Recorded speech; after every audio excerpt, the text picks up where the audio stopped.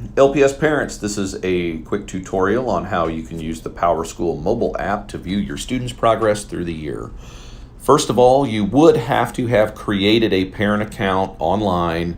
There are help documents and tutorials available for you. If you go to Liberty Public Schools for parents and click on PowerSchool, there's some options there to follow. You can also get some support from your student's school front office. They probably direct you to those same resources.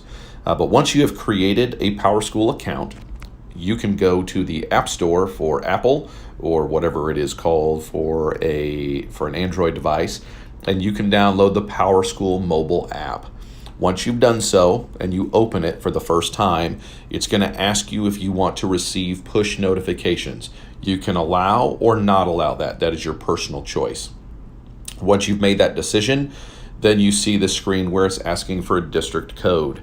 What you're going to do is you're going to type in the Liberty Public Schools district code, which is S as in Sam, T as in Tom, L as in Larry, and F as in Frank.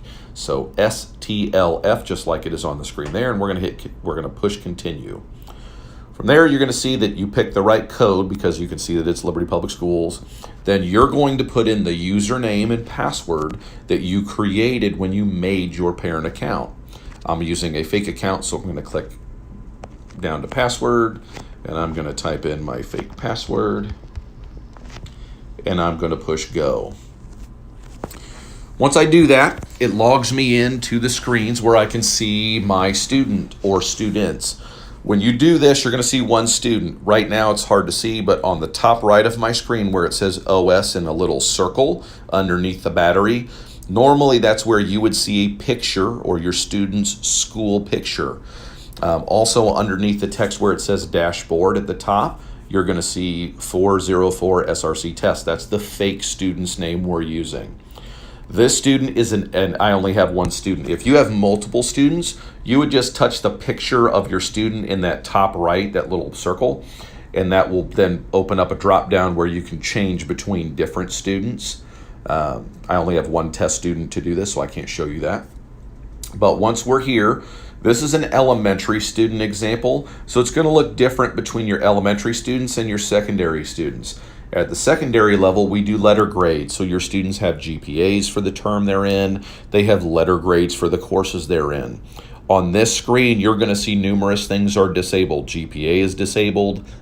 It's going to say grades are disabled, but that really means letter grades are disabled as we look at things. We do not do letter grades at the elementary level, so this tutorial will really help you at the elementary level see some specific things. But once we're here, this is a list of the courses my student is enrolled in. This is an elementary example. If it was a high school example, it would look very different. And on here, if it was a secondary example, you would see grades as well when you're looking at this screen. So I'm going to go to homeroom, and I'm going to touch that. Homeroom is where we keep the standards for life skills in the 4 C's. So again, we can see there are no assignments. Elementary schools don't necessarily use assignments, but we do not have a letter grade, but we're going to click on where it says standards. And when we click on standards, we can then see the learning intentions that fall under our standards. So we can see right here at the top, 4 C's, I see there's some text underneath that bold heading.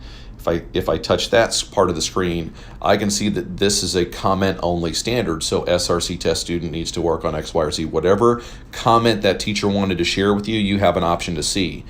There's no score where you see those double dashes because this is a comment-only item. Then we can see communication, and we can see the student has an N. Oh, sorry, clicked on the wrong one. We can see demonstrates organizational skills, and there's an N. The short version of N is N means not proficient. It means a student has not mastered that content by the time the grading time or grade period ended. So you can see that for that student. You can see in general what they are, and you can see the text. If the text is cut off because we're looking at it on a little phone screen instead of on a computer, if you click on it, you can see the larger learning intention. What I can then do if I'm done looking at the homeroom scores, I can push the dashboard option again to go back, and now I can choose the next class. I can choose math. and then I could choose standards. And I can look and I can see I can see the various learning intentions and what's been scored. From here, I can see I have a P on the bottom one that says classify to. If I push that, it's classify two-dimensional shapes by properties of their lines and angles. I can see that my student has scored proficient by the end of this grading period. And I can see the teacher also maybe entered a comment there, and you can see that when you see the text at the bottom underneath where that learning intention is. If you're a high school, right, and you're looking at assignments, you can see all the assignments for the class. But that is essentially a quick tutorial on how you can use the PowerSchool mobile app, especially at the elementary level, to view how your students are doing through this current year.